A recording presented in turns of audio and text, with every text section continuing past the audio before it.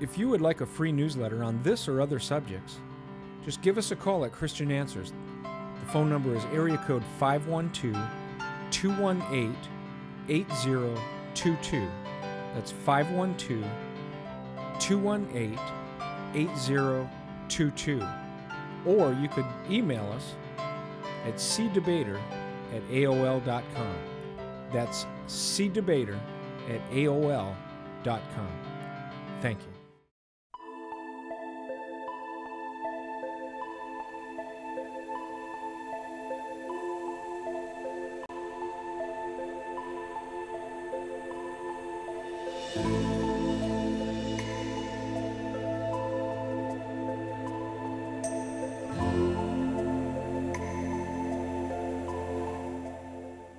Hi, I'm Steve Morrison from Christian Answers from Austin, Texas. And today we're going to do a show on the Da Vinci Code, what's wrong with it and why it totally overlooked many things about the reliability of the Bible.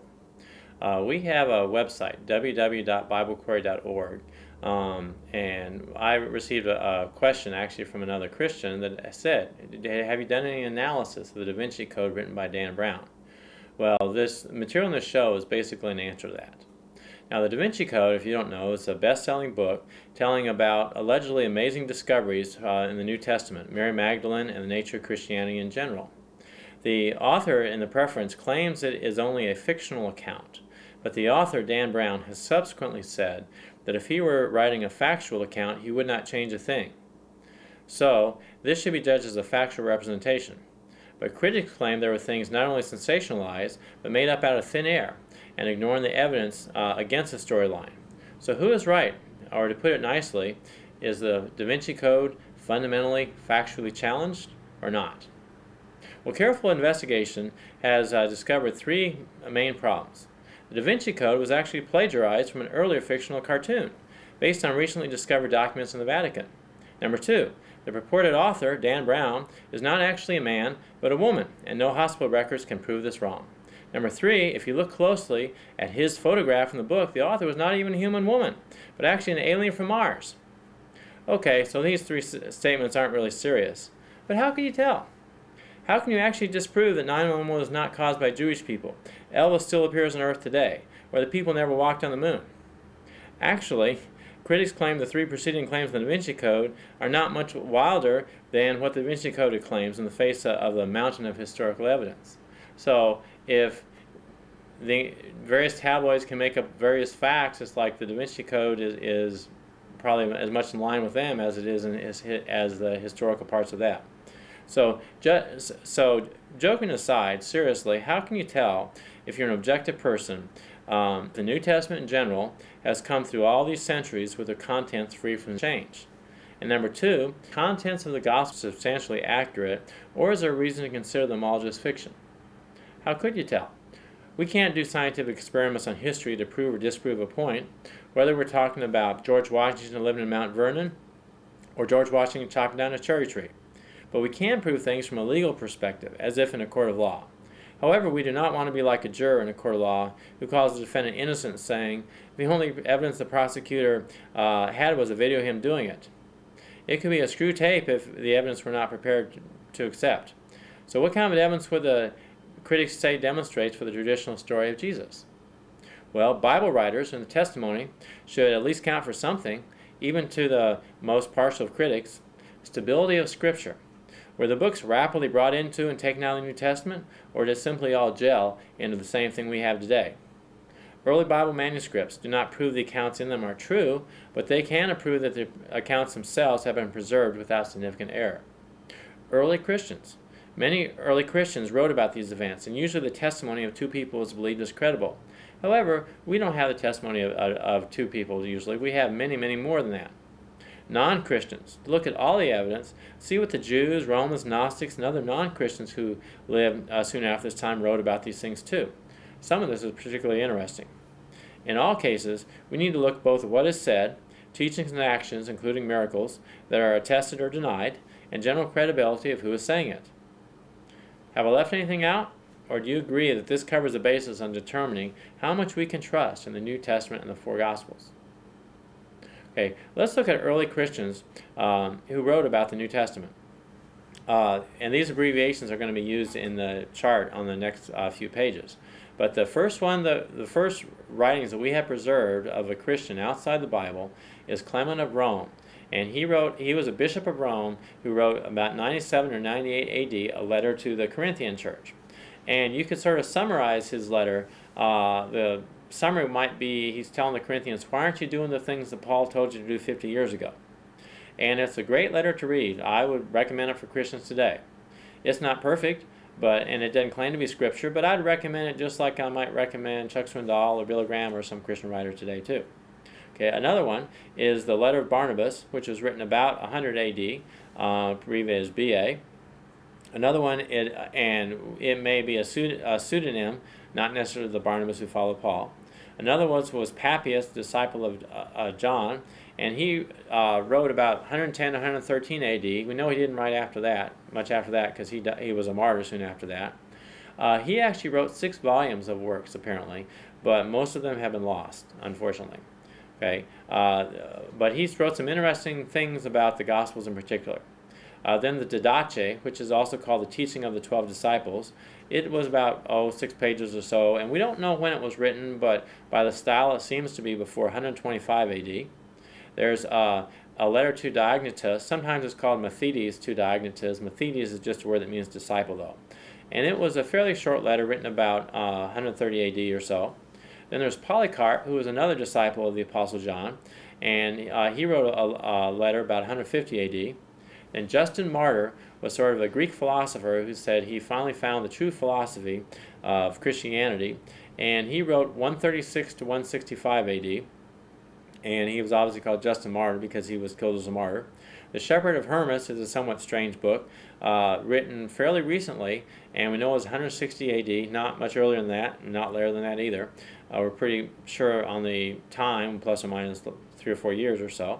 Then there was Theophilus wrote, the bishop of Antioch. He also wrote extensively a harmony and a commentary on all the Gospels, which unfortunately has been lost. But he wrote before his death, and he died either 181 or 188 AD, and he wrote probably after 168 AD. Theophilus is the first person we know of actually to use the word Trinity.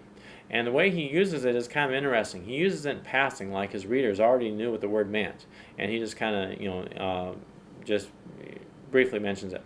And Athenagoras was a famous apologist in his time who wrote a defense to the Roman emperor about why they shouldn't persecute Christians, and he wrote about 177 AD. Now, this other work really isn't a work. It's really just a letter that by a guy in Rome, we believe it was his name was Caius, and it's been called the Muratorian Canon.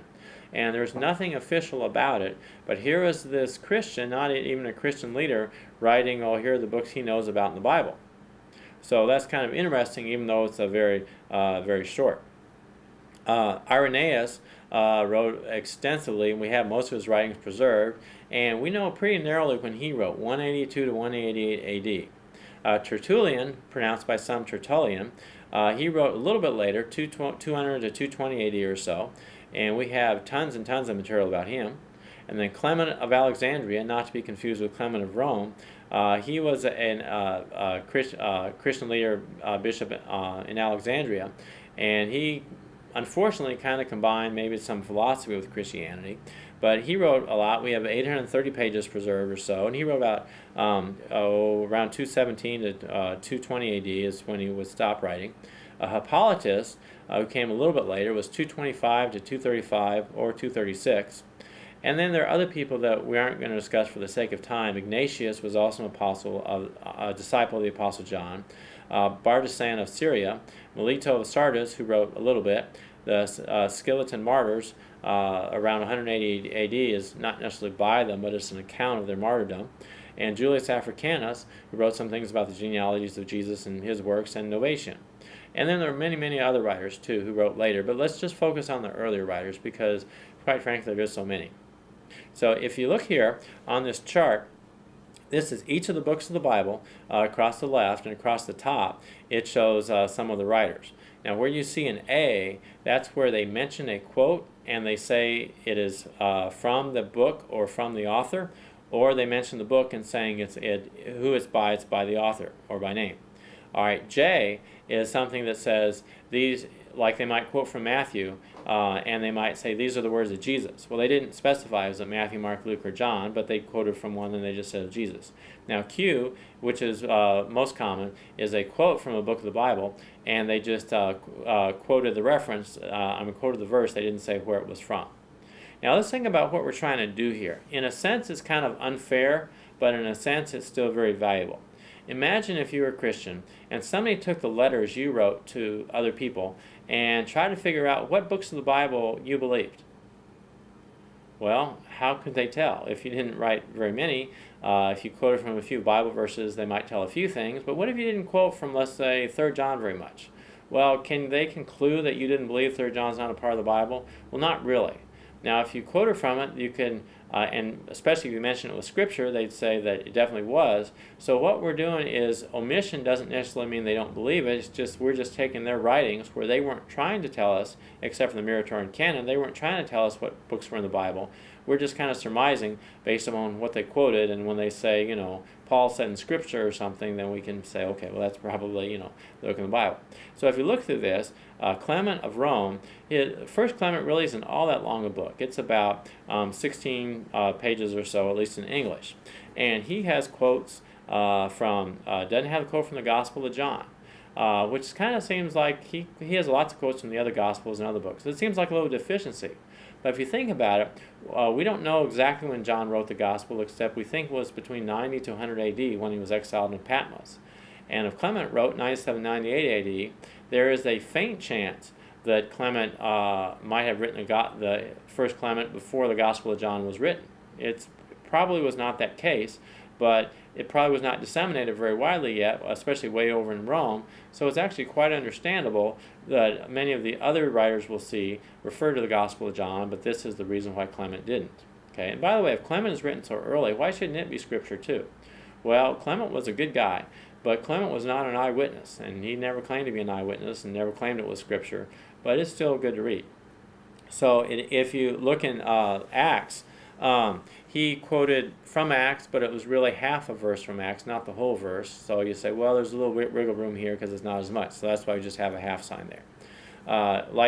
He quoted from he quoted from Corinthians, and he just said from Corinthians. So that's why he quoted from those books, but he didn't differentiate between the two. And you can see Paul epistles, he got most of them, some he didn't get. But it was a short letter. He didn't intend to tell us, what verse of Scripture. We're just picking this up from what he wrote. Okay, Barnabas, he quotes from the Gospels extensively. He doesn't quote from Acts, and he quotes from Paul less. And some of that is just the nature of what he's writing about. Papias, we actually only have about 3 pages of what he wrote.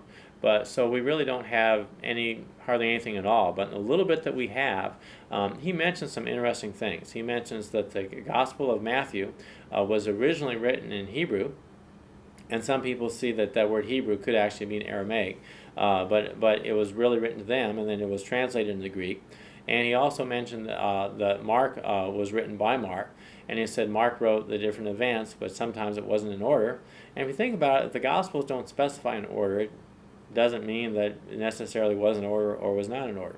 Okay, so Papias didn't write much that has been preserved, but what he has been kind of interesting to establish that.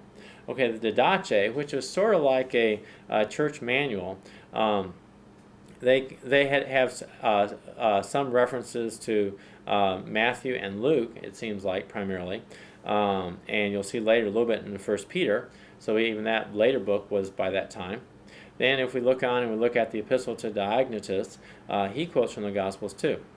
Okay, and then moving on for the sake of time, we get to Polycarp, and Polycarp was burned to death for his belief, and he quoted from all the Gospels. Curiously, he didn't quote from John.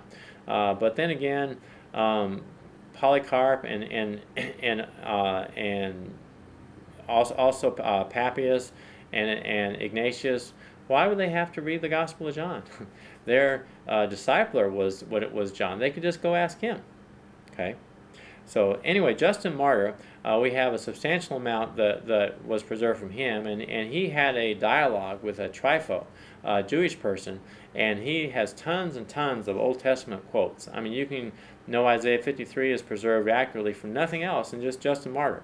But anyway, Justin Martyr mentions from Mark and John, quotes from there, but he just says those are by Jesus, not specifying which Gospels they were from. And he also quotes from Matthew and Luke. Justin Martyr was the first one that we have preserved that quotes from the book of Revelation saying it was by John. He used the earlier name for the book, Apocalypse, but that's the evidence with Justin Martyr way back in 138 to 165 AD saying that this was by John. Now, if John wrote Revelation, around 100 AD or so, that's only 35 to 65 years after the original writing of the book. Okay. Next one, the Shepherd of Hermas. Shepherd of Hermas talks about a vision or a metaphor, and doesn't really have a lot of strict teaching, so it doesn't have very many quotes in it. But even so, it still has references from Matthew and Luke. Okay. Now, when we get to Theophilus of Antioch, his letter is fairly short also, but he quotes from John, saying it is by John. And this is 182 to 188 AD. Some people have tried to make the claim that the Gospel of John was written by somebody else or something, because he doesn't name himself. But you have Theophilus of Antioch, a bishop, who seems like he would know better living back then, and he said it was by John. Okay, and then you have Athenagoras, who wrote his apology, and in his apology, which is saying why Christianity is true, and also why Christians shouldn't be persecuted. And also he wrote why Christianity is superior to the ugly things in some of the pagan religions, which may or may not have been a good tactic with the Roman Emperor. But anyway, he quotes from Matthew and Luke also. So looking down at the latter half of the New Testament, Clement of Rome, he still quotes most of Paul's letters. He didn't hit 2 Timothy or 2 Thessalonians or Philemon. Clement really seems to especially like the book of Hebrews, and the book of Hebrews was we think was one of the later books written, and he quotes from that extensively, and there's no question about that. And James and 1st and 2nd Peter he quotes from. Barnabas, he doesn't quote from the last half of the New Testament as much, but he quotes from Hebrew and 2nd Peter. And Papias in this case, in the very short thing we have, didn't quote from that. But the Didache has part of a quote from 1 Peter. And moving on, then Polycarp, he quotes a lot from 1st and 2nd Peter. Now Polycarp lived in Asia Minor, and Peter had ministry in Rome, and so Peter's teaching must have been fairly widespread. He also has quotes from half of verses from 1 John and from 2 John. Okay, so 2 John is such a short book, and yet it still has a quote from that. Okay, so Justin Martyr, he was the first one who quoted from the book of Revelation, saying it was by John. He actually used the earlier name for the book, the Apocalypse, but he wrote 138 to 165 AD, and John wrote Revelation. We don't know when, maybe 100, maybe AD, and so maybe 38 to 65 years later, we have evidence of its use, and him quoting and saying it was by John. Okay, the Shepherd of Hermas doesn't quote so much from the last half of the New Testament, but he does quote from James, and half a verse from Hebrews, and half a verse from 1 Peter. Okay, and Theophilus of Antioch, he quotes from 1 John, and he also quotes from Revelation too. Okay, so moving on to some slightly later writers, Athenagoras was a famous apologist who wrote an apology defending why the Christian faith is true, and more importantly, for the emperor, why the Christians shouldn't be persecuted for what they believe. And he also wrote about why Christianity was superior to the ugly things in paganism, which may or may not have been smart to do. But anyway, in his apology, which was not primarily Bible teaching to Christians, he still quotes from Matthew and Luke. One thing about these early church writers, in general, they just seem to love to quote Scripture. He also mentioned as Scripture the book of 1 Corinthians by Paul, without quoting from it, just saying it was by the apostles or by Paul, and he mentioned Colossians and 1 Timothy too. Okay, then we get to the Muratorian canon, which is just a short list, but by a guy who we think Caius, and he doesn't mention the Gospels by name. He just mentions that they're 4 Gospels, and then later on in the letter he does mention Luke and John by name. Okay, and then he mentions, you can see Acts, Romans, he mentions all the books in the New Testament as these were the Scriptures. Okay, he doesn't mention 1 First and Second Peter.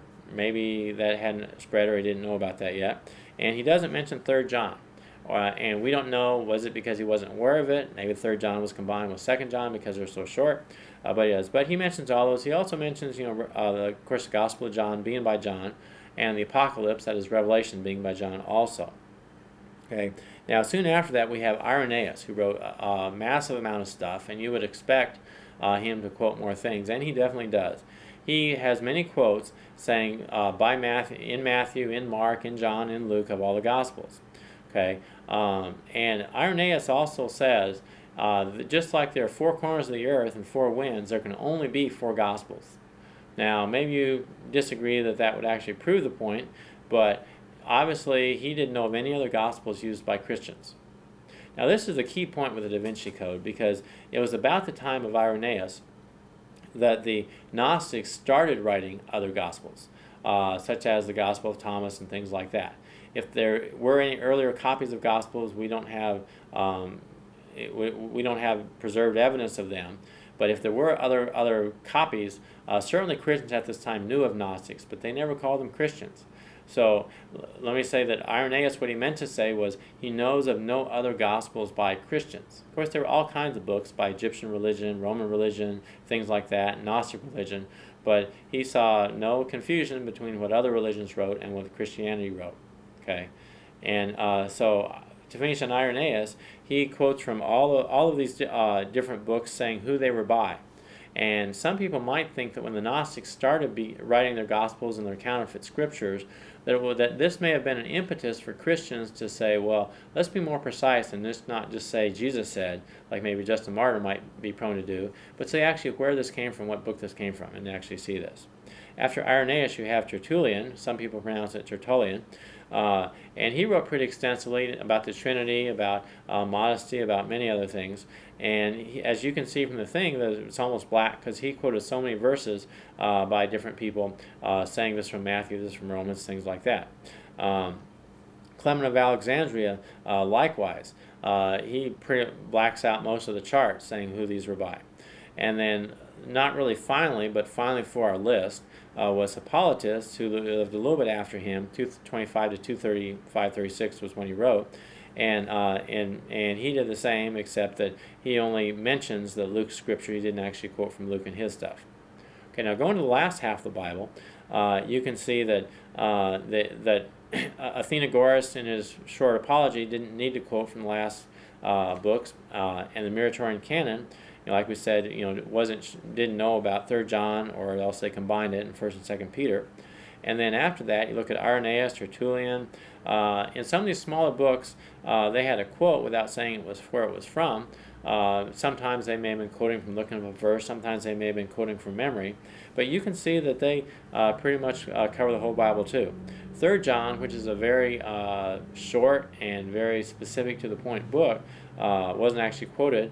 But again, we didn't ask them to give us a list of scripture. They were just in their various teaching on different doctrines were quoting these verses. Okay, so in all of these, there is no other gospel that is mentioned. Okay, Irenaeus and also Clement of Alexandria, they do mention the preaching of Peter. Now, was that something that was verbal, or was that something verbal and written down and lost? Was that something that we don't know, but we don't see anything that that would be different if they also quoted from Mark and they also quoted from 1st and 2nd Peter. Okay, so this chart kind of shows who quoted from what, and we know all of the writers of the New Testament, with the exception of Hebrews. The writer of Hebrews does not say his name. However, at the end of Hebrews, it indicates that the readers would know who he was. So this kind of brings up a point. The early church, we can't thank him for writing Scripture. We can't thank him for giving Scripture, because they didn't do that. All right, God wrote the Scripture and God gave us that.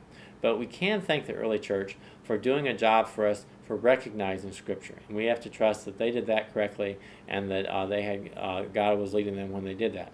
Okay, so now Irenaeus in fragment 37, he thought that Hebrews 13:15 was by Paul. And other people think Hebrews might be by Paul also. How other people say, well, the style is different, so perhaps not.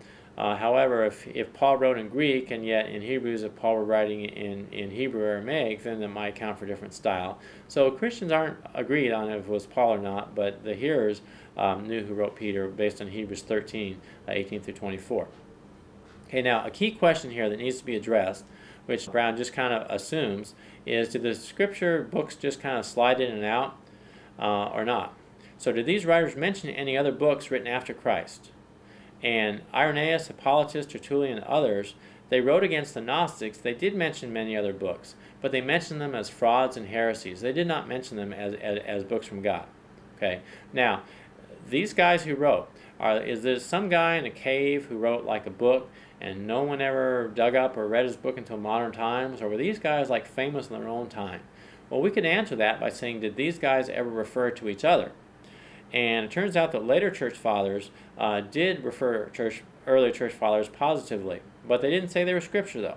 So Clement of Alexandria, he mentions like the preaching of Peter. Various ones mention Barnabas. Clement of Rome, they just call him, when Clement was writing. So they do mention each other. And the Muratori canon, it mentions the books of the Bible, but it doesn't mention any more Gospels either. Okay. Now, some people say there are about 70 other books that were written at that time, and written by the Gnostics and everybody else. And the early church, they wrote a lot of these, but they didn't say they were scripture. So anyway, who was out there claiming in some way or another to follow Christ at this time? Just like today, besides Christianity, you have Jehovah's Witnesses, Mormons, Christian Scientists, Unitarians, even Muslims, all claim to follow Jesus, at least some sort of Jesus. Well, back then you had some groups too. You had the Orthodox Christians, which had the 27 books of the New Testament, and that's backed up. The early church writings kind of came from that. Then you have Gnosticism really wasn't a religion. It was really at least 30 different groups. And Gnostics you could kind of split into two parts. You had the libertine Gnostics who said, well, we're spiritual people, so we can sin all we want physically and it doesn't matter. They actually accepted many of Paul's writings. Then there's another kind called ascetic Gnostics. And ascetic Gnostics, they also accepted some of his writings too, though not always the same ones. And then there were Ebionites who said Jesus was a Messiah. They were sort of like Judaizers, but they didn't believe that he was divine. And they also accepted the Gospel of Matthew, at least a shortened form. Then, of course, there are lots of other religions around. There are Greco-Roman gods, Zoroastrianism, Mithraism, Hinduism, Buddhism. And from Hippolytus and others, we can see that they knew about people from India. They called them Brahmins. And they knew some of their religions about a transmigration of the soul, which we call reincarnation, and things like that. So they did know about these things. Now, the previous charts on early Christian writers you couldn't differentiate between did they quote from this gospel one time or did they quote many times. Just how sure are we of the text of the gospel or the text of the New Testament? Let's pretend for a second that all the early Bible manuscripts don't exist. Okay, from the church writers themselves, what could we reconstruct from the Bible? And we will see this kind of by date, and we'll see this by the verses that they looked at too. So if you look at Clement of Rome, you'll see he had 5 references to Matthew, and again, it wasn't a very long book. 1 to Mark, none of John, as we said, and 3 of Luke, and half one of Acts. But in the rest of the New Testament, he had 27, many of those from Hebrews. The epistle or letter of Barnabas, 7 from Matthew, and you can see a lot of the others, 6 from Paul and 2 from the New Testament. And then Ignatius, 3.5 from Matthew. At least I was counting as half because if it's maybe more than a third of a verse, but really not 2/3 of a verse, then I would just call that half. Or if it was like half of 2 verses, I'd count that as 1. And the epistle to Diognetus didn't mention too much, but in Matthew and some of the others. Now, all of these things are after the persecution of Domitian, and other things that they've been written before then, the non-Christian persecution would have wiped it out. But anyway, Polycarp, he seemed to favor Matthew and quote from that a lot, and the Didache seemed to quote from Matthew more than the others too. In fact, for these early fathers, people have seen that they seem to quote from all 4 Gospels, but they seem to quote from Matthew a little more. They quote from John maybe a little less, and that might be understandable because John was the latest written, and it hadn't disseminated as much yet. Okay, so Justin Martyr, he quotes a lot from Matthew and a lot from Luke, Justin Martyr was kind of a very, I guess, brass tacks kind of philosopher, and he would see a lot with there. The Shepherd of Hermas quotes, well, 2 from Matthew, 1 from Luke. Theophilus of Antioch, he quoted a lot from Paul. And of course, Paul, remember, he came out from Antioch, so you might see something there. Melitio of Sardis, he quoted from Mark and Luke and 1 from Paul.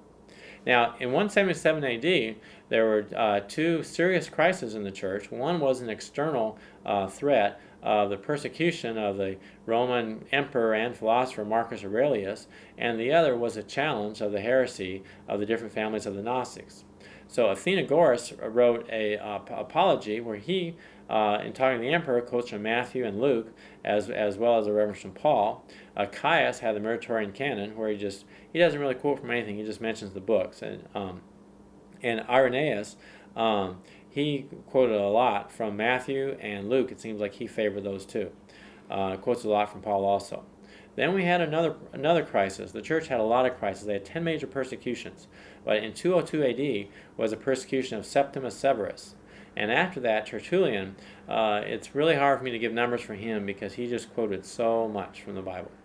Clement of Alexandria. Now, Clement of Alexandria would have much larger numbers than this if you count all the allusions and references he makes to different verses in the Bible.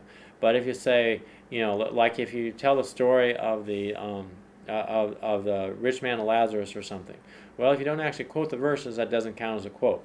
So I've tried to limit this to just say just what he quotes. And again, if he quotes parts of 2 verses, half of 2 verses, we count that as 1.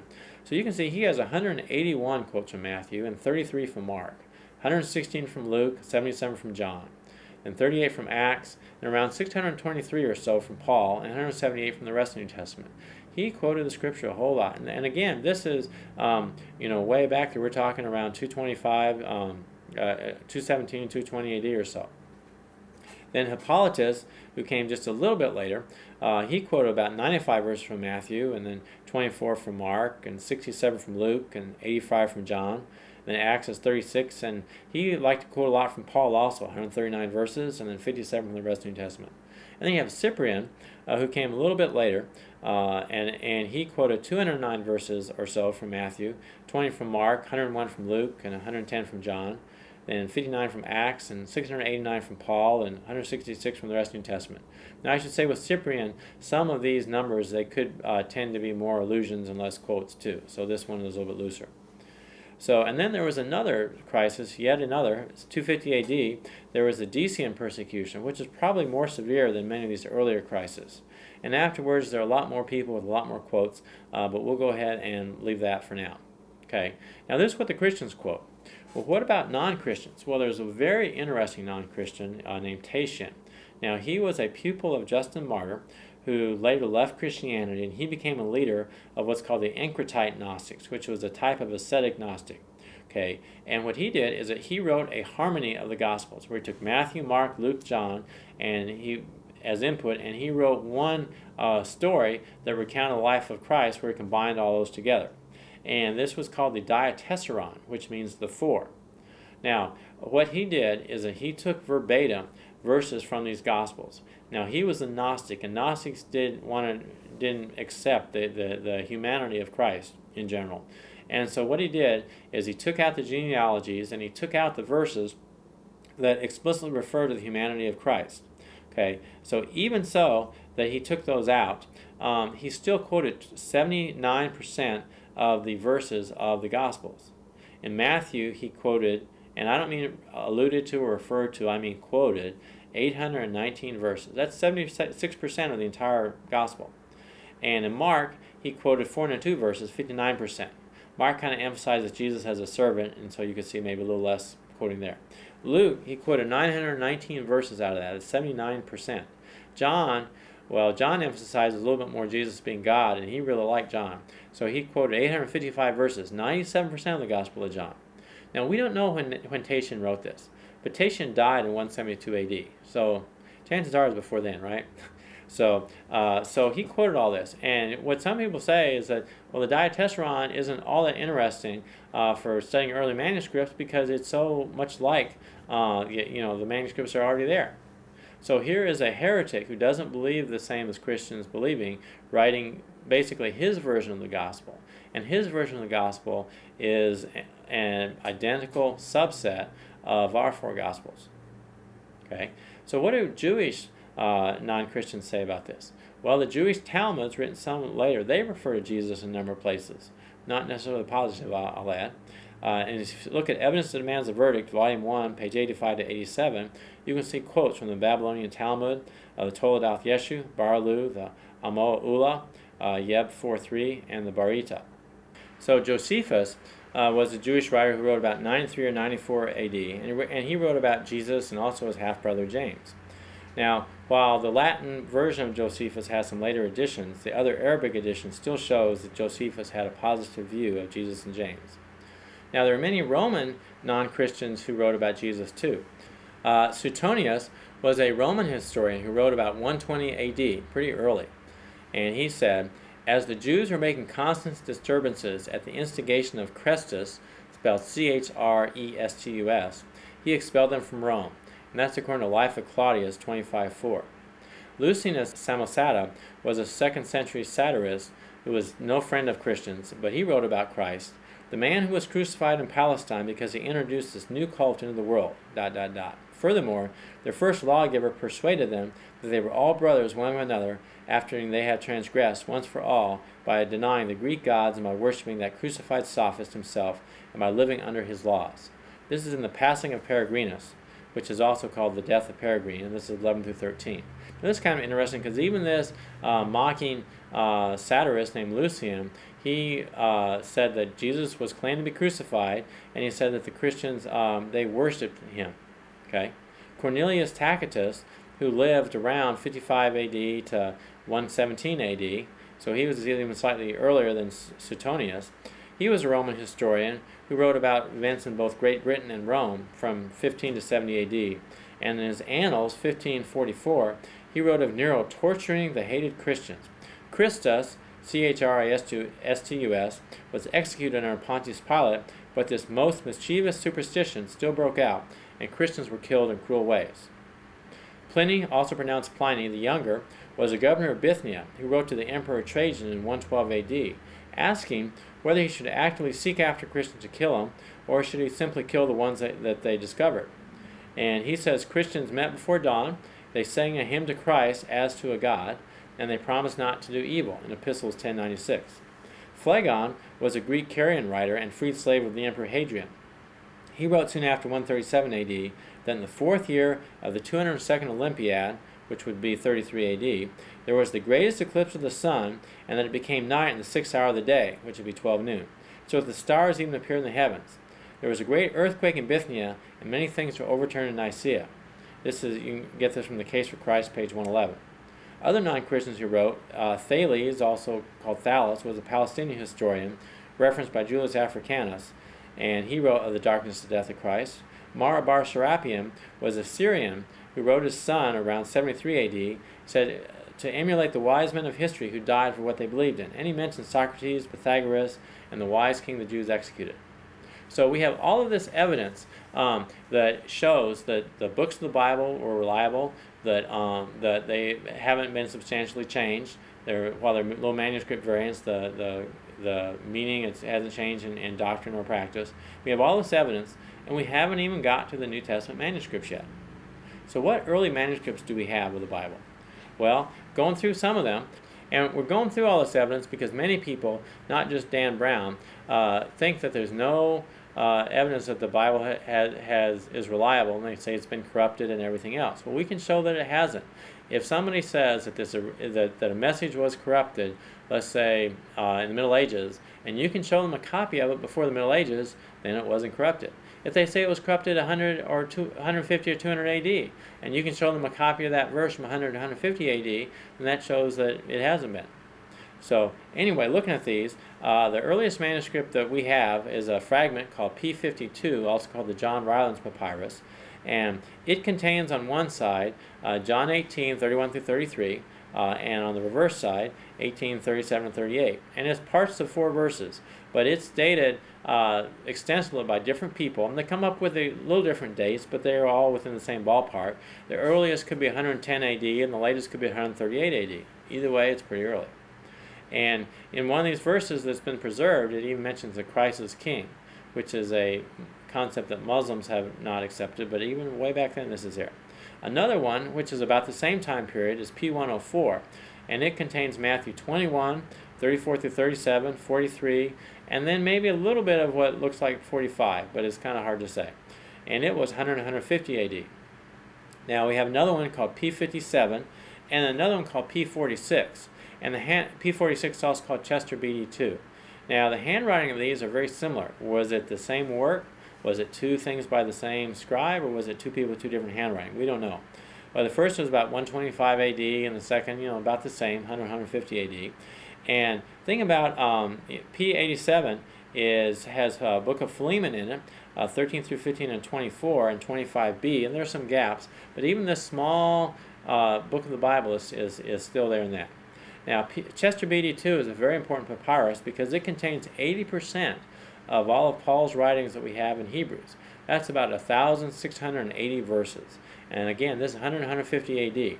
And by the way, some of these dates from manuscripts in the past, maybe 50, 60 years ago, they dated these a little bit later, sometimes 25 or 50 years later, but they found subsequent manuscripts to where now they're dating them a little bit earlier. And you have a range among scholars, and some are very aggressive and very early dates, and some are still very late, and I kind of try to take a middle-of-the-road approach. Okay, the 2nd century, we don't have a good day in this, in the Magdalene Papyri, as Matthew 26, 7 through 8, and 10, and 14, 15, and 22 and 23, and 31 through 33 has 10 verses. Some people think this could be as early as 100 AD, but we're not sure about that. The other one, the Bodmer II Papyri, which is also called P66, if you combine that with P14 and 15 and P75, which are all about the same time, the earliest it could possibly be would probably be 100 AD, and the latest would be 175 AD. That has 92% of the Gospel of John. That's 808.5 verses. And it's like, so you got 90% of the Gospel of John, you have 70% of Paul and Hebrews by this time, you have these other verses too, Matthew and other ones. It's like, it's pretty hard to say that all this has been corrupted. Okay, then again, you have 19 verses from P64 and 67. They have 2 names, but we're pretty confident it's the same manuscript. Again, 125, 150 AD. Then you have P4, and then you have a manuscript of the Diatessaron called 212. That's about 170 AD. And that has parts of Matthew 27 and Mark 15 and Luke 23 and John 19, all 4 Gospels. And then rounding this out is P90, 175 AD, is John 1836 through 19:7. Now the reason we're going through all of these early manuscripts is to show that there's no way that you could blame the Catholic Church, which came later, or the Orthodox Church, or anybody else for corrupting all these verses of the Bible, because we have them in museums today. So we can actually see these in the Greek. Some people, I've even heard people say, well, the Bible's unreliable because you have translations. Well, okay, go back to the Greek without the translation.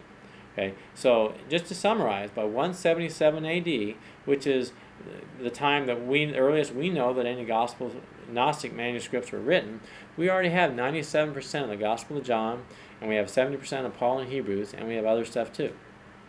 Now, if you go after that time, I won't go through all of these verses and all these manuscripts, but you look at like P98, which has Revelation. That's a pretty book was written a little bit later, and yet at this time, the 2nd century, we don't know when the 2nd century, we have a copy of that. We have, again, more from Matthew and Titus and James and Acts. And then P45, Chester BD1, 225 AD, you have about 21% of Luke, and you have about 29% of Acts, and you have some other books too. And there are just so many verses here, and so many books for the evidence of different scriptures. And you can see some of the smaller books, 1 Thessalonians and P30, 1 John, P9. You have all this different evidence of books here. And then you have the severe persecution by the Emperor Decius. P47, 250-300 AD, you have 31% of the book of Revelation. Okay, so we have all of these different Bible manuscripts. And with all these Bible manuscripts, we can have confidence that God did choose to preserve His Word, and that we have it today. Okay, so do all these manuscripts all say exactly the same words? No, they don't. There are misspellings, there are small differences, and sometimes copyists would say things to maybe try to smooth things over. But we have about 96, 97% word for word the same for the different manuscripts. Now joining us is Larry Wessels, the director of Christian Answers. And all of this evidence that presented so far just shows that we do know a lot about Jesus, not just from early Bible manuscripts, but from all their writings about Him. We have a corpus of literature. There is nothing in that literature that shows anything about what Dan Brown asserts in his book. There is made-up stuff from the Gnostics, but that came up later, after around time of Irenaeus. And since there isn't evidence for that, we're going to look now. Larry's going to explain some of the wild. Time out. Stop. Cut. All right. So, looking through the Da Vinci Code book, it didn't get too bad till about page 55 when he started making these wild assertions. And now Larry's going to show us what the wild assertions were and why there's no basis for them. Well, thank you, Steve. And for our audience out there, I'd like to show this very enlightening pamphlet in reference to Dan Brown's book, The Da Vinci Code. It's called Answers to the Da Vinci Code. It's a very useful and quick reading pamphlet that gives you quick answers to all the claims made in Dan Brown's fictitious book. Now, his book is a novel, it's fiction. But the problem is with books like this, he gives information that sounds factual. And that's why we have to deal with it, because he gives a lot of so-called facts in his fiction book that really are not facts at all, historically. They were simply fiction like the book itself. But people are going to believe these things, and so we're going to try to deal with it. But this pamphlet is available through Christian Answers, so anyone that wants to write or call us can obtain a copy of this. Just call for our resource list, and we'll be glad to help you out with this information. Now, going to some of the assertions made in Dan Brown's book, first of all, let's take a look at Leonardo da Vinci's famous painting, The Last Supper. A lot of claims are made about this in Dan Brown's book, so we're going to answer that right now. In fact, I have been asked questions about this just on the street. People look at me as sort of a, like a Bible answer man or something, and so people ask me about this, and I have to give them the answer. Well, here's the answer. Does Da Vinci depict a woman in this famous painting? The answer is no. There is no evidence that Da Vinci painted a woman in his work. Lee Tiebling, a character in the Da Vinci Code, claims that the person sitting at Jesus' right hand is Mary Magdalene. He goes on to discuss how the figure to the right of Jesus has been hidden for centuries until the actual fresco was cleaned down to Da Vinci's original layer of paint. The fact is, Da Vinci's original layer of paint is so damaged, no one can tell if the figure is male or female. Even if the original Last Supper were recognizable, Leonardo da Vinci consistently portrays young men as having very feminine features, such as his last masterpiece entitled Saint John the Baptist, located at the Louvre in Paris, France. So right away, you have an answer to one of the common questions that arises from Da Vinci's very popular best-selling book. Now, we're going to deal with another big-time question that comes up, and that's the question concerning Jesus and Mary Magdalene. Now, no one was even thinking about this until this best-selling book came out, but is there evidence that Jesus married Mary Magdalene? According to a central figure in the Da Vinci Code, quote, the marriage of Jesus and Mary Magdalene is part of the historical record, end quote. This is from page 245 of the Da Vinci Code. There is no evidence in any record from eyewitnesses at the time of Jesus that implies a marital relationship between Jesus and Mary. Do the Gospel of Philip and the Gospel of Mary Magdalene prove that Jesus was married to Mary Magdalene?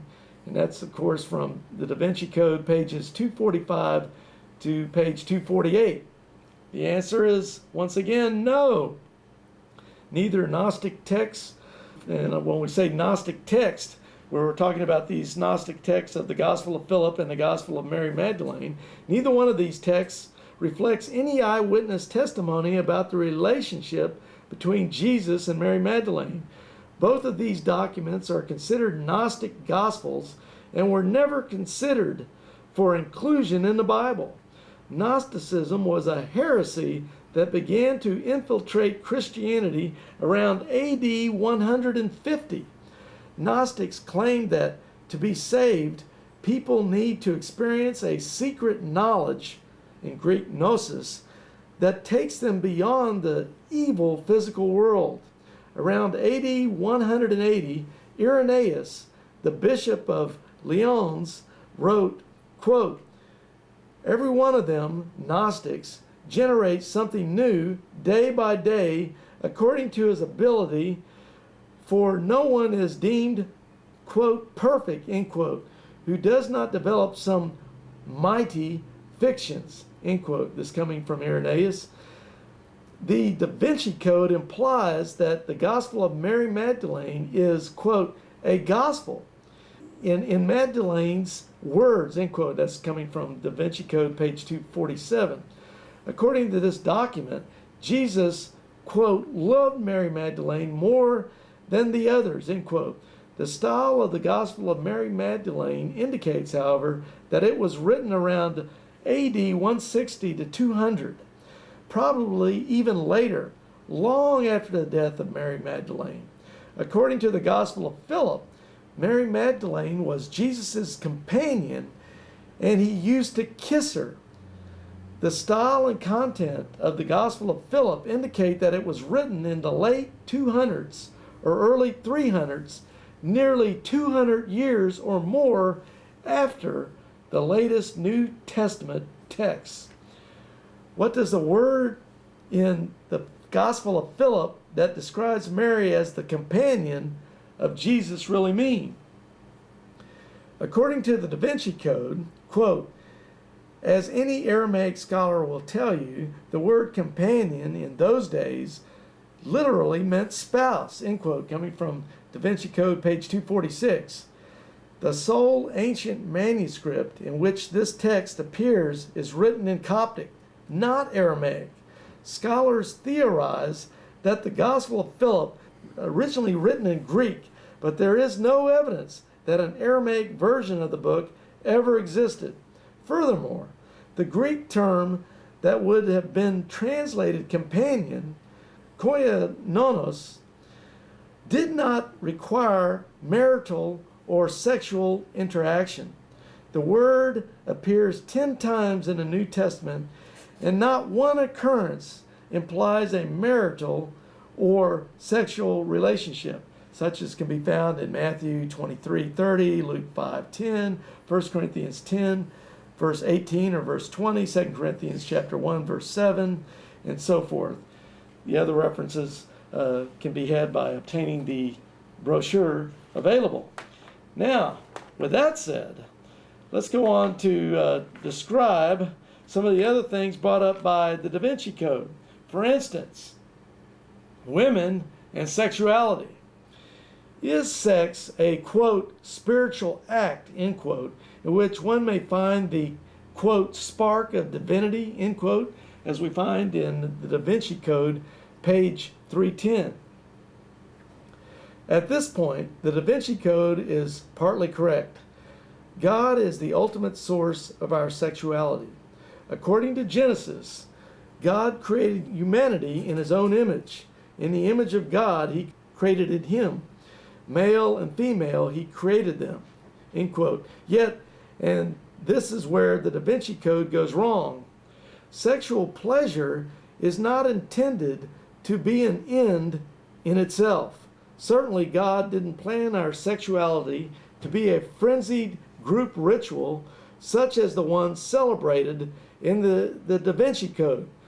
That's found in pages 310 through 312.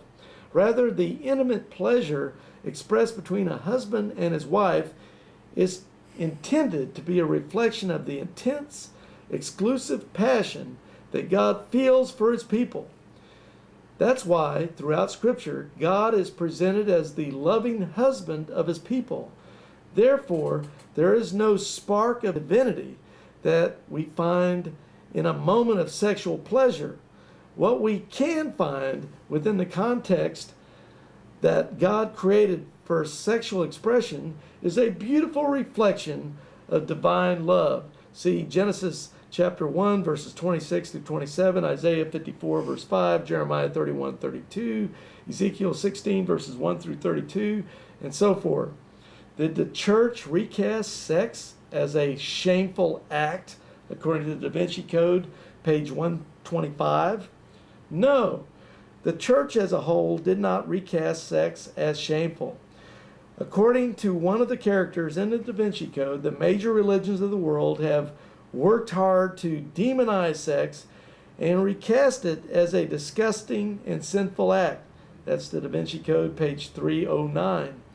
A glance at the Old and New Testaments quickly calls this claim into question. Quote, "Rejoice in the wife of your youth, let her breasts fill you with delight," end quote. Another text explicitly describes the bride and groom on their wedding night. According to the Apostle Paul, the only reason for a wife and husband not to have sex consistently was if they agreed to, quote, "devote themselves to prayer for a limited time," end quote. Certainly, some church leaders have frowned on sex, but their teachings do not agree with Scripture. See Proverbs chapter 5, verses 18 through 19, Song of Solomon 5, verses 10 through 16, chapter 7, verses 1 through 13, and 1 Corinthians chapter 7, verses 3 through 5. Was Jesus the original feminist? Da Vinci Code, page 248. It depends on how one defines feminist. Jesus did not plan for his church to be a matriarchal community centered in the divine feminine, as the Da Vinci Code implies. Jesus did teach that women are to be respected and valued equally with men as creatures formed in God's image. Jesus, however, was not advocating a new form of feminism. In fact, this sort of feminism is what God intended from the very beginning. Matthew chapter 19, verses 3 through 9, Acts chapter 2, verse 18, Galatians chapter 3, verse 28, and Genesis chapter 1, verse 27, and Genesis 2, 18. Did ancient Jews and Christians experience the divine through ritualistic sex? According to the Da Vinci Code, page 309? No. Ancient Jews or Christians who were faithful to the teachings of their religion never attempted to experience the divine through ritualistic sex.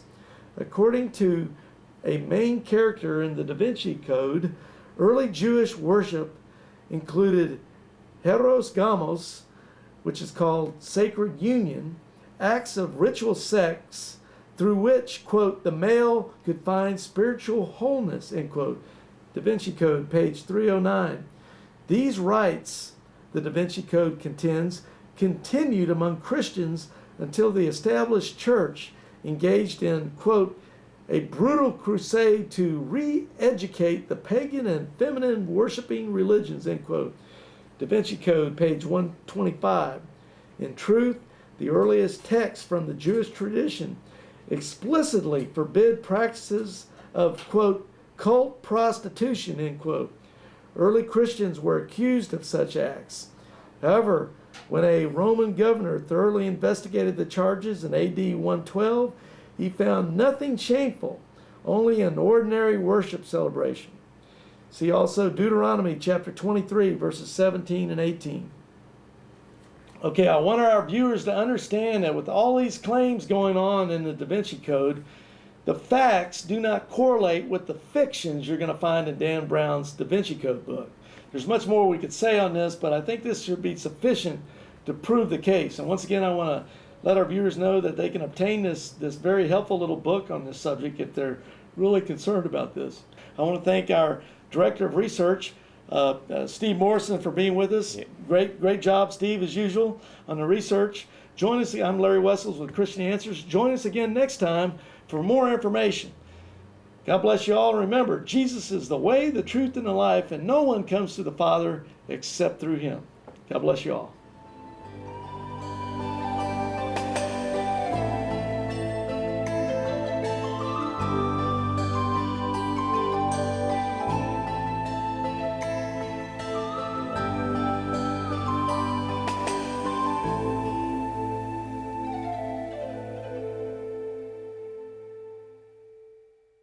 Check out our websites. BibleQuery.org. This site answers 7,700 Bible questions. HistoryCart.com. This site reveals early church history and doctrine, proving Roman Catholicism is not historically or doctrinally viable. MuslimHope.com. This site is a classic refutation of Islam, a counterfeit religion created by Muhammad. Free newsletters are also available.